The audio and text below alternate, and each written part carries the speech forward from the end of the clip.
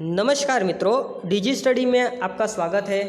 यहाँ हम कक्षा 10 हिंदी मीडियम में गणित सब्जेक्ट के प्रकरण नंबर 2 की जिसका नाम है बहुपद के बारे में चर्चा करेंगे। तो मित्रों, पिछले अध्याय में हमने बहुपद के प्राथमिक ख्यालों के बारे में चर्चा प्राप्त की थी। वहाँ पे हमने देखा था कि जो शून्यकों का ज्यामितीय अर्थ होता है वो क्या होता है, बहुपद क्या होता है, उसके बारे में विस्तृत अभ्यास किया था। यहाँ हम उसके आगे के बारे में अभ्यास करेंगे, परंतु उसके पहले अगर आप हमारे चैनल पर नए हैं तो हमारे चैनल को सब्सक्राइब करें, वीडियो को लाइक करें और पास दिख रहे बेल आइकन पर क्लिक करें और ऑल नोटिफिकेशन को अनेबल कर दें, जिससे कि हमारे चैनल पर आने वाले सारे वीडियो आपको सरलता से मिल सके। तो देखते हैं आगे का हमारा सवाल। तो देखिए, अगला हमारा ये सवाल है कि किसी बहुपद के शून्यकों और गुणांकों के बीच में हमें संबंध ज्ञात करना है। तो देखिए, शून्यकों का और गुणांकों के बीच में हम संबंध कैसे ज्ञात करेंगे। तो सबसे पहले हम बात करते हैं रैखिक बहुपद की। तो सबसे पहले देखिए मित्रों, हमें रैखिक बहुपद के व्यापक स्वरूप को पहले समझ लेना चाहिए। तो देखिए, हमें पता है कि रैखिक बहुपद का जो व्यापक स्वरूप है वो ax + b = 0 है। अब देखिए यहाँ पर कि जो b है यहाँ पर बराबर के इस तरफ प्लस है, ये बराबर से उस तरफ जाएगा तो कैसा हो जाएगा माइनस। तो हमें ax की कीमत कुछ मिलेगी -b। अब देखिए, अब जो x है वो a के साथ गुणाकार कर रहा है। अब a वहाँ पर जाएगा तो क्या करेगा, भाग करेगा, तो हमें x मिलेगा -b/a। अब ये जो कीमत हमें मिली है इसे हम बहुपद के व्यापक स्वरूप के साथ कंपेयर करते हैं। तो देखिए, ax + b है, ये बहुपद का व्यापक स्वरूप है, इसके साथ मैं इसका कंपेयर करता हूँ। तो देखिए, जो b है वो कौन सा व्यापक स्वरूप के साथ कंपेयर करेंगे तो हमें पता चलता है कि वो b जो है वो अचर पद है, तो हम b की जगह पर अचर पद लिख सकते हैं। उसी प्रकार से जो a है वो हमारा क्या है, वो देखिए a हमारा क्या है, x का सहगुणक है, तो a की जगह पर हम लिखेंगे x का सहगुणक। तो इस प्रकार से हमें इसका सॉल्यूशन प्राप्त हो जाएगा। उसी प्रकार से अब हम बात करेंगे द्विघात बहुपद के बारे में।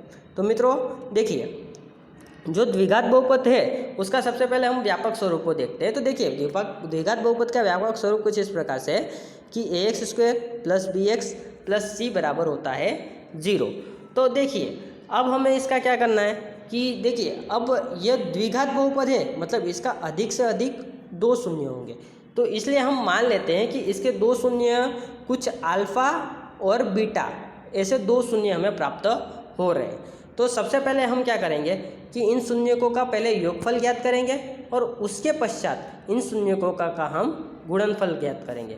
तो सबसे पहले हम बात करते हैं इन शून्यकों का योगफल की। तो याद रखिएगा कि इसके शून्यकों का योगफल होता है -b/a। अब देखिए, -b/a ये सूत्र हमें याद रखना है। अब इसको हम कंपेयर करते हैं व्यापक स्वरूप के साथ। तो देखिए, द्विघात बहुपद का व्यापक स्वरूप हमारा कुछ इस प्रकार से कि ax² + bx + c = 0 होता है। तो इसको हम इसके साथ कंपेयर करते हैं।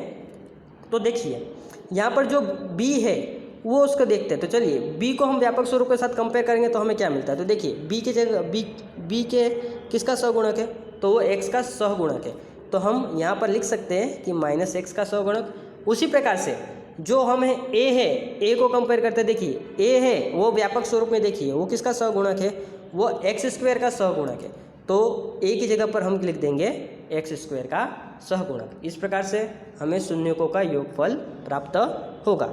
उसी प्रकार से हम बात करते हैं कि द्विघात बहुपद के शून्यकों का गुणनफल क्या होता है। तो मित्रों, गुणनफल का सूत्र याद रखिएगा कि गुणनफल का सूत्र होता है c/a। अब इसका हम व्यापक स्वरूप के साथ कंपैरिजन करेंगे। देखिए, c/a का हमारा यह व्यापक स्वरूप है ax² + bx + c = 0। अब यहाँ पर देखिए c क्या है वो देखिए। तो देखिए, c जो है वो अचर पद है, c के पास कोई x का पद नहीं है, तो मतलब वो अचर पद है, तो c की जगह पर हम लिखेंगे अचर पद। उसी प्रकार से अब a देखिए, तो जो हमारा a है वो किसके साथ गुणाकार में है, x² के साथ गुणाकार में, मतलब कि वो x² का गुणांक है, तो a की जगह पर हम लिख देंगे x² का गुणांक। उसी प्रकार से अब हम बात करते हैं त्रिघात बहुपद के बारे में। तो देखिए, अब मित्रों यहाँ पर नाम में पता चलता है त्रिघात बहुपद, मतलब कि बहुपद की घात यहाँ पर है 3। तो ये त्रिघात बहुपद है, तो मतलब यहाँ पर बहुपद की मैक्सिमम कितनी घात होगी, 3। मतलब कि ये बहुपद के शून्य भी कितने हमें प्राप्त होंगे, 3। तो मान लेते हैं कि इसके 3 शून्य हमें मिलते हैं, अल्फ़ा, बीटा और गेमा। तो अब ये तीनों शून्यकों का हम पहले योगफल प्राप्त करेंगे, उसके बाद गुणनफल इनका प्राप्त करेंगे। तो सबसे पहले हम योगफल का सूत्र देख लेते हैं। तो देखिए अल्फा प्लस बीटा प्लस गेमा मतलब शून्यकों का योगफल जो होता है वो होता है -b/a। अब देखिए इसका हम कंपेयर करेंगे बहुपद के व्यापक स्वरूप के साथ। अब देखिए हम लोग को व्यापक स्वरूप पता है, त्रिघात बहुपद का व्यापक स्वरूप होता है x³ + bx² + cx + d = 0। तो चलिए इसका हम व्यापक स्वरूप के साथ कंपेयर करते हैं तो हमें कुछ ये प्राप्त होता है कि चलिए जो b है वो b से कंपेयर करते हैं। देखिए ये जो b है वो क्या है व्यापक स्वरूप में, तो b है वो x² का सगुणक है। तो b की जगह पर हम क्या लिख सकते हैं, -x² का सगुणक। उसी प्रकार से जो a है वो किसका सगुणक है, वो देखिए वो x³ का सगुणक है। तो यहाँ पर हम क्या लिखेंगे, x³ का गुणक। उसी प्रकार से अब हम क्या करेंगे कि दो शून्यकों का गुणाकार करके उसका योगफल हम प्राप्त करेंगे। तो देखिए इसका सूत्र हमें प्राप्त होता है c/a। अब हम इसका व्यापक स्वरूप के साथ कंपैरिजन करेंगे। तो देखिए c व्यापक स्वरूप में क्या है, तो वो x का गुणक है। तो c की जगह पर हम क्या लिख सकते हैं, x का गुणक। उसी प्रकार से जो a है वो क्या है, हमारा x³ का गुणक है। तो a की जगह पर हम लिखेंगे x³ का गुणक। उसी प्रकार से अब हम शून्यकों का गुणनफल देखते हैं। तो देखिए शून्यकों का गुणनफल कुछ इस प्रकार से आएगा, अल्फा × बीटा × गेमा। तो यह हमें मिलता है d/a, यहाँ पर +d/a है। तो देखिए इसका सूत्र हमें मिलता है d/a। तो चलिए अब इसका हम व्यापक स्वरूप के साथ कंपैरिजन करते हैं। तो व्यापक स्वरूप के साथ कंपैरिजन करने पर हमें प्राप्त हो जाएगा कि ये क्या चीज़ है। तो देखिए ये d/a है, तो इसका हम व्यापक स्वरूप के साथ कंपैरिजन करते हैं। तो देखिए ये रहा हमारा व्यापक स्वरूप। तो देखिए अब हमारा व्यापक स्वरूप में d क्या है वो देखिए, तो d जो है वो अचर पद है। तो मतलब कि हम d की जगह पर लिखेंगे अचर पद। उसी प्रकार से जो हमारा a है वो क्या है, वो देखिए जो हमारा a है वो x³ का सगुणक है। तो a की जगह पर हम लिखेंगे x³ का गुणांक। अब हम देखेंगे उदाहरण नंबर 2। तो उदाहरण नंबर 2 कुछ ऐसा है कि द्विघात बहुपद x² + 7x + 10 के शून्यक ज्ञात कीजिए तथा शून्यकों और गुणांकों के बीच में संबंध की सत्यता ज्ञात कीजिए। तो इसका शून्यक ज्ञात करने के लिए सबसे पहले हमें x² + 7x + 10 में इसका मध्यम पद के रीति से विभाजन करना होगा। तो मध्यम पद के रीति से विभाजन हम पिछली कक्षा में सीख चुके हैं। उसका विभाजन कैसे करेंगे तो वो देखिए यहाँ पर जो अंतिम पद है, अंतिम पद और प्रथम पद के सगुणक के बीच में हम पहले गुणाकार करेंगे। तो देखिए अंतिम पद है यहाँ पर 10 और प्रथम पद का सगुणक है 1, तो दोनों के बीच में गुणाकार करिए, जवाब आ जाएगा 10। अब इसका हमें अंतिम पद के पास की जो निशानी है उसे देखनी है। देखिए अंतिम पद के पास यहाँ पे निशानी कैसा है, प्लस, तो हमें क्या करना रहेगा, यहाँ पर जोड़ करना होगा। अगर यदि यहाँ पर निशानी घटाव का होता तो हमें यहाँ पर घटाव करना होता है, यहाँ पर जोड़ है तो हमें यहाँ पर जोड़ करना है। तो अंतिम पद का अब हमें 10 का कुछ इस प्रकार से विभाजन करना है कि जोड़ करने पर हमें क्या प्राप्त हो जाए, 7 प्राप्त हो जाए। तो अब हमें 10 का कुछ इस प्रकार से विभाजन करेंगे तो हमें मिलेगा 5 दूनी 10। अब देखिए 5 और 2 को हम जोड़ करते हैं तो हमें कितना प्राप्त हो जाता है, 7 प्राप्त हो जाता है। तो इस प्रकार से हमारा कुछ इस प्रकार से पद मिलेगा। पहला पद मिलेगा x² + 5x + 2x + 10।